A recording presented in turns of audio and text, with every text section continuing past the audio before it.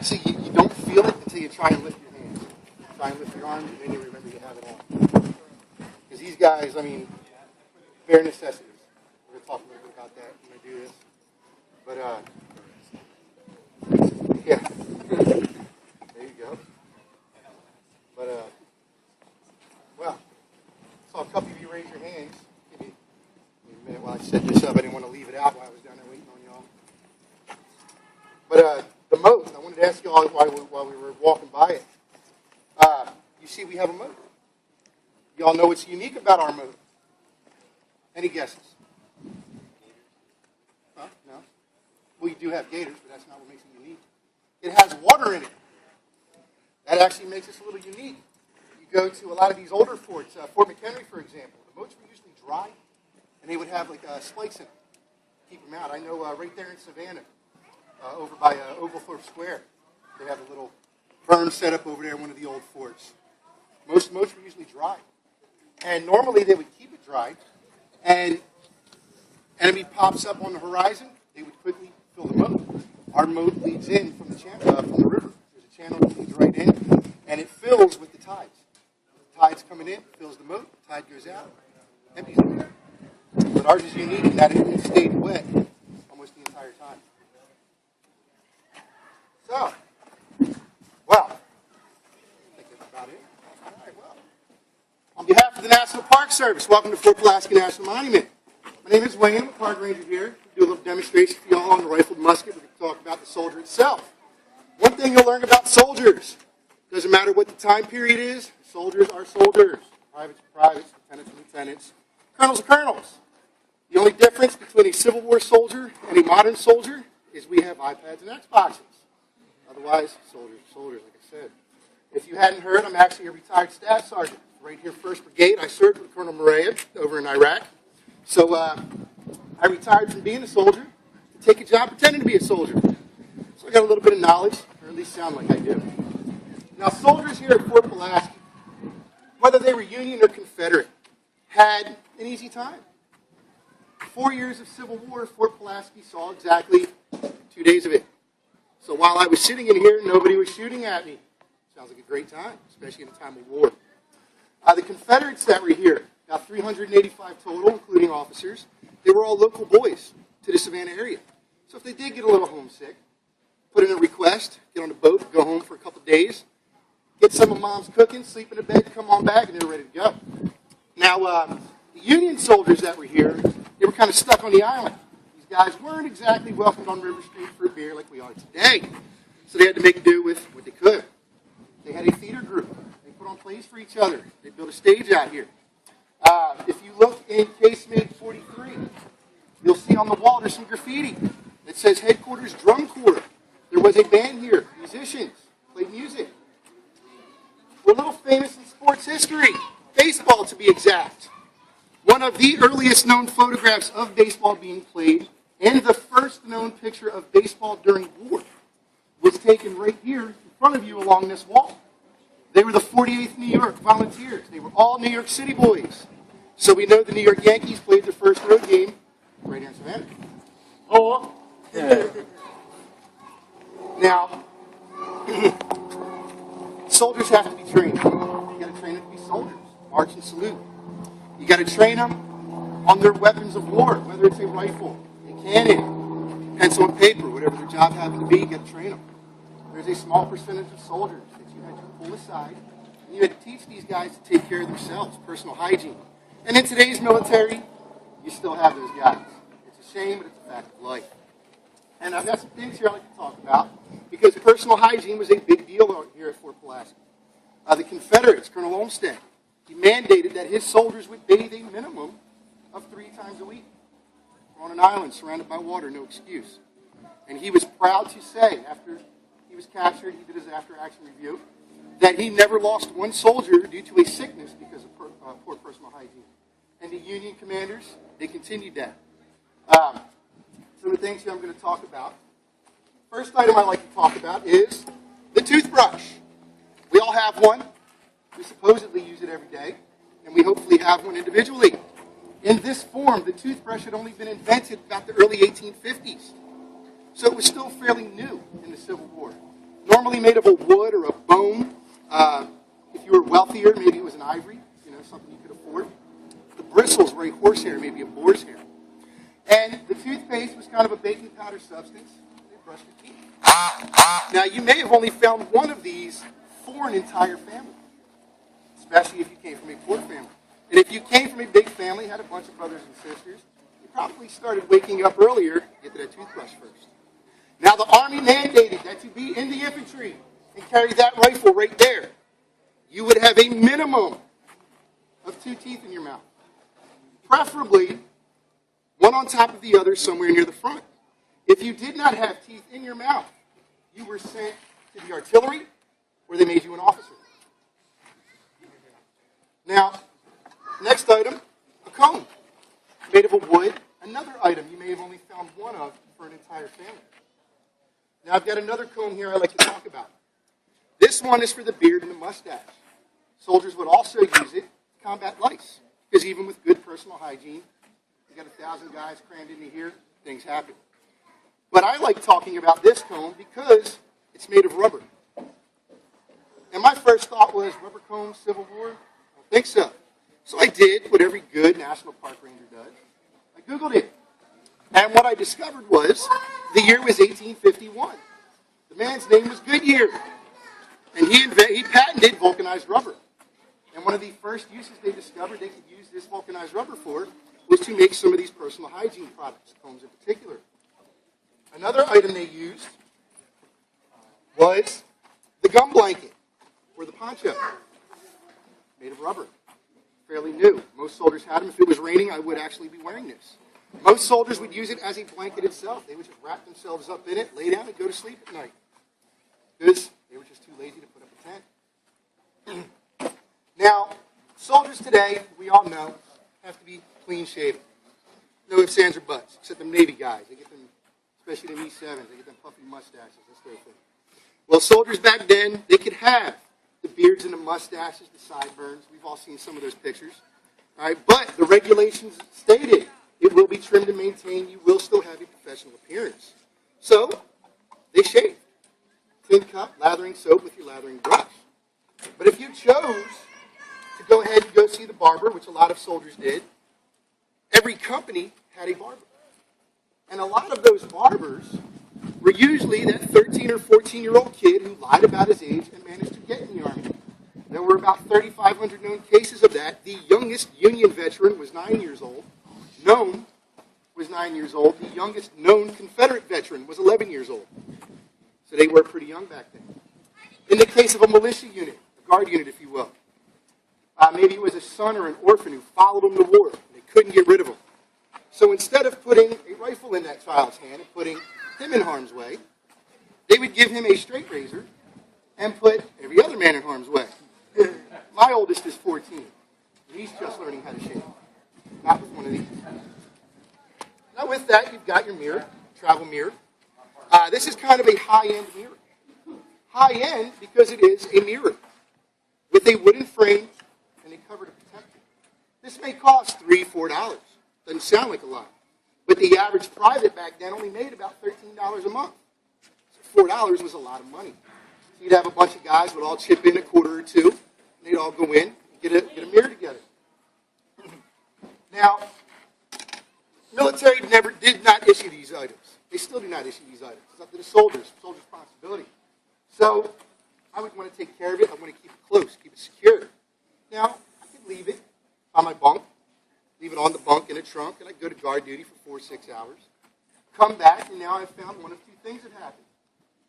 A, it's completely gone. Somebody stole it. Or B, my entire 30-man platoon took it down to the moat, and they all used it to brush their teeth with. Either way, you got to have a guy. So I'm going to keep it close. I'm going to keep it in my haversack. Every soldier had a haversack. We had a saying when I was active, and the saying still goes. There's only one thief in the Army. Everyone else is trying to get their stuff back. I see some heads nodding. We've heard that quote before. Held true then, still holds true today. So I'm going to keep it close. I'm going to keep it in this haversack. Other things you would find in a haversack, if you were infantry, scouts, you're out front, you're on the march. I'm going to put food in here. Apples, hardtack, stuff I can munch on. Here at Fort Pulaski, we had chow halls. where the parking lot and the visitor center are. There were two buildings, the cookhouse and the actual chow hall for the enlisted soldiers. The officers ate inside the officer mess down along the gorge wall down here. So I don't have to worry about that, but I'm going to leave these items. Other items I would find in there. The all-important coffee cup. And if you are a coffee drinker, you know the importance of it. You'd find your plate, you'd find your forks, knives, spoons. You'd find all manner of things, newspapers, letters from home, letters to home, books, if they were educated, if they were spiritual, religious, Bible, prayer book, whatever book gave them that comfort they were seeking. I find all manner of things in the cabbage sack there. Now, the uniform I'm wearing is wool, and even with this nice cool breeze today, I am sweating very much. But they wore wool year-round. And the reason for that is the weapon creates a spark. And if that spark happens to jump, whether from my weapon or someone else's weapon, the wool will smother it and put it out instead of catching on fire. Where if we were wearing a cotton or a muslin cloth, something breathable that they had available back then, spark catches my sleeve, I'm going up in flames. I know personally, I'd rather be hot because I'm wearing wool in the Georgia sun than because I'm on fire. I am wearing blue representing the Union Army today. We get asked a lot. Ranger Wayne, this is Georgia, the Confederacy. Why am I not wearing gray representing the Confederacy? And to those folks, I like to say, because you lost. And I kid. What it is for historical accuracy. If you're not aware, we are currently commemorating our 150th anniversary of our Civil War, or those acts of northern aggression, if you are a Confederate advocate. And 150 years ago today, this fort was occupied by the Union Army, and we are not flying our historical flag. Normally, we would have a 34-star flag up there showing that. And if you've never seen our flag, go ahead and Google that. The stars themselves are in the shape of a star. It's actually really neat to look at. I love flying. The hat. I get asked a lot. If I'm representing an infantryman, why am I wearing a cav hat? Because this is not a cav hat. It is called a slouch cap. And what it was just a civilian cap. The issued hat of the day was the kepi hat. There was no tactical value to it. It was just stolen from the French because apparently they thought the French were the epitome of fashion, and it looked good. Most times you would see it slouched over, give you that slouch look, so it became known as a slouch hat. This became known as a slouch hat. And they also became known as a forage cap, because as you're marching along, apple trees, pecan trees, I'm going to flip this headband, and I'm going to start picking food on the march. I'm going to forage. Now this hat, as you can see, no tactical value whatsoever. This was the beret of its day. Somebody somewhere thought it was a great idea, and every soldier suffered for it. The slouch hat was civilian. It was a civilian hat. And because the soldiers started buying it, it was never introduced into the regulations as an official headgear of the Army. But there were some guidelines out there on the wear of it. Most privates, they just wore the hat. Black was the common color. NCOs would wear cords, usually yarn, cotton cords. Light blue, obviously, infantry. If I was cavalry, yellow, artillery, red. And officers also wear cords, but theirs were silk because, as officers, they are gentlemen. They need to present a professional appearance. And they usually had the branch insignia itself up there. The only corps in the Army back in the Civil War that wore the enlisted wore their branch insignia on the hat was the Signal Corps. They were usually the only ones you saw wearing branch insignia on their hat as enlisted. And you would get a lot of diaries or letters that would state they were constantly being saluted because only officers wore the branch insignia. But they were unique in that right. And as a signalier myself, a former signalier, I'm proud of that fact. There was one insignia in Korea, 122nd Signal. It looked exactly like a lieutenant bar. Threw me off. I was reclassed from 19 kilo, and the first time I'm sitting there saluting privates and specialists as I'm in processing. Threw me off. And then I learned. Well, I think I've bored you enough with that, what you all want to see. The weapon. This is a replica. We do not actually fire authentic weapons. Here in the Park Service, we are in the business of preservation. But it is made to the exact specs of the day. This is an Enfield, model 1853, first produced in the year 1853. Enfield was a British weapons manufacturer. They supplied 400,000 weapons to the Confederate cause, and so that they were not accused of helping the Confederacy, they also supplied the exact same amount of weapons to the Union Army. Now, the most popular weapon in the Union Army was the Springfield, model 1861-63. They were almost the exact same weapon. The only difference was the type of wood they used in the stock. Now, muskets prior to this were smoothbore. And what that means is the inside of the barrel was just as smooth as the outside of the barrel and fired a bullet that looked like this, a musket ball. The thing you probably picture in your mind when somebody says musket ball. 69 caliber, designed to hurt you very much when it enters your body. Do not let one do that. Accurate up to about 100 yards, between 50 and 100. But what you find with the smoothbores is that when they're in the barrel and that gunpowder ignites, the ball literally bounces its way down the barrel and out. And where it happens to hit as it's coming out is the direction it's actually going to fly off in, not necessarily the direction I'm aiming in, which explains why these guys all lined up, shoulder to shoulder, and aimed in the same direction. Because the theory was one of them was bound to hit what they were all aiming at. Now, we do know that there was some rifling in artillery as early as the 1500s, German army. And we know that there was some rifling in muskets as early as the Revolution. But it wasn't an exact science. It wasn't until about the late 1830s, early 1840s that they really got down and dirty and figured it out. And what rifling is, which I'm not trying to insult your intelligence, we all know what it is. It's grooves that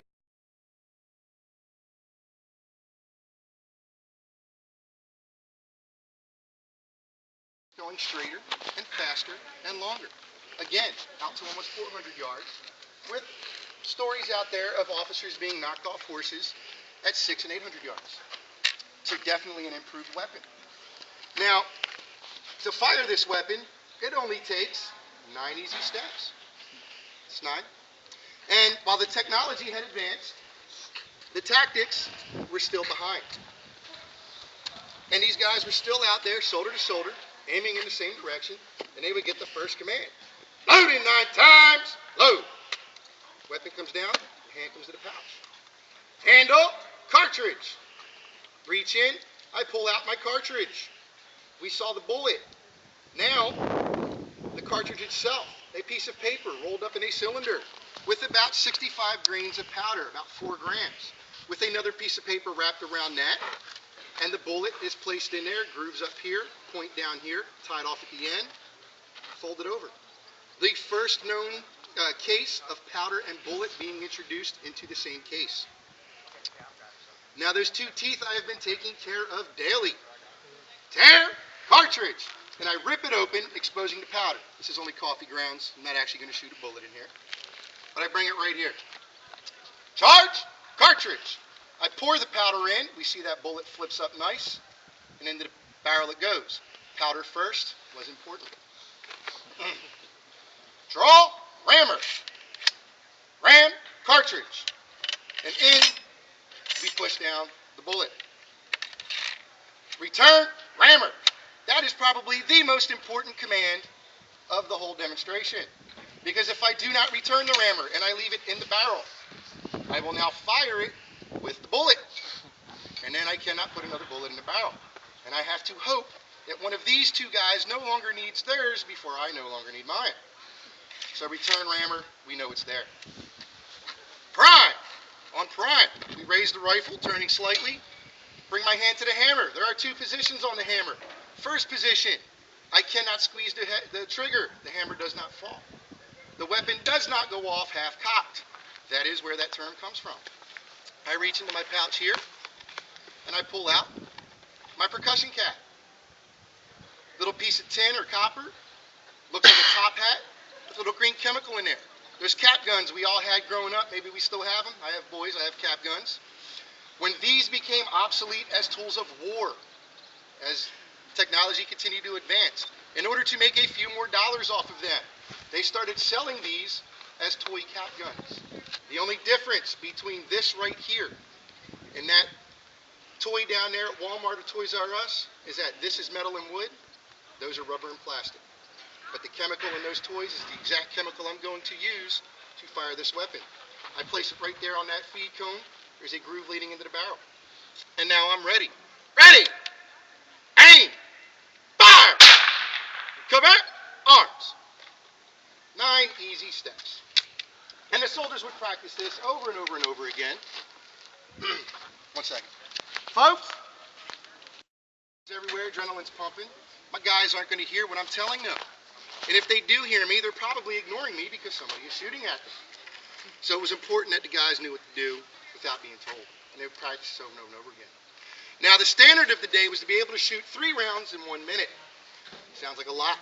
My fastest time has been 56 seconds. But I do not have, or I have the added benefit of nobody actually shooting back at me. So there's no pressure there. Now, in case you're wondering, I am going to shoot live powder, but I am not actually shooting a real bullet. We do that for 2 reasons.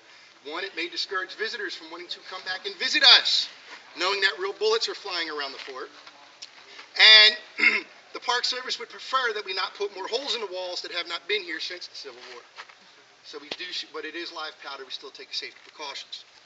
Now, one other safety precaution, once I introduce the powder, it's going to be a little louder. If you know you got sensitive ears, please go ahead and cover up those ears. I'm going to be wearing these non-historically accurate earplugs. They did not have earplugs back then, but they did have a lot of hearing loss. I prefer to keep what little hearing the VA and my wife right over here claim I have. And so I'll put these in. Now, I would get one command before bullets started flying. Load at will, load and fire. And then I would continue, I would load and I would fire until I was told to cease fire or I ran out of bullets. And if I ran out of bullets, I'd probably just reach down and pick some of the bullets up that were laying around no longer in use. Or I just kind of hid there until bullets stopped flying. Here, I'm just going to shoot the 3 rounds, and we're going to call it that. Feel free to time me.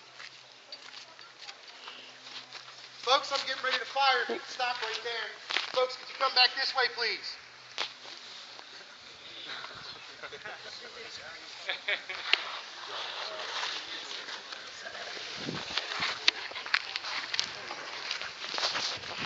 Unveil, arms, and fire!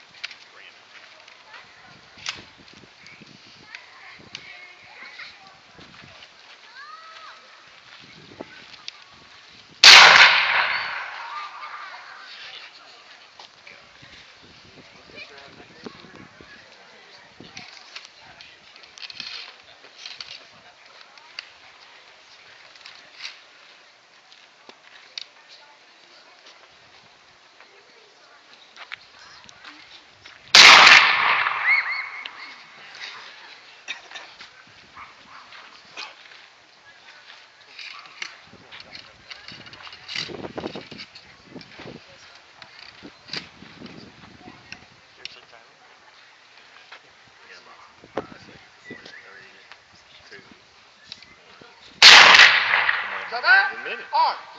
Powder. Arm. Set. Arm. Order. Arm.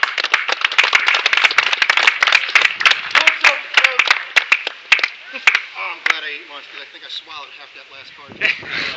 But that's a good taste. That means you're getting the powder in there. Now what you would find, that soldiers would misfire. And everyone's fired a rifle by now, right? 16 magazine fed. You get a jam, it just doesn't put another bullet in there. These things jam, and you've got 1,000 guys to your left and right shooting, you may not notice it. Especially if you're a brand new soldier, getting shot at for the first time. All you're going to do is throw another bullet in there. And then it's going to misfire. And you're going to throw another bullet in there. Next thing you know, you got 7, 8 bullets in there, and boom, one of them's going to catch. You and the surgeon are about to become real close friends.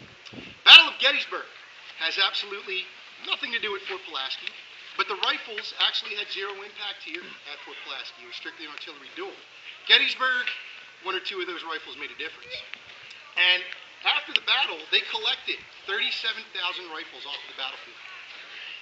Of those 37, they discovered that 24,000 of them had a cartridge in the barrel and had not been fired for one reason or another. Of those 24,000, they discovered that 18,000 of them had more than one cartridge in it. They found one rifle that had 23 cartridges in it. How you don't notice that your rammer is getting longer the more you fire, I don't know. Apparently it takes 23 rounds. With that actually brings me to the end of the musket demonstration. Hope you all enjoyed as much as I enjoyed doing this. You learned a little something, even just one thing. And if you have any questions, I'm right here. Was there anything else you wanted to talk about, sir?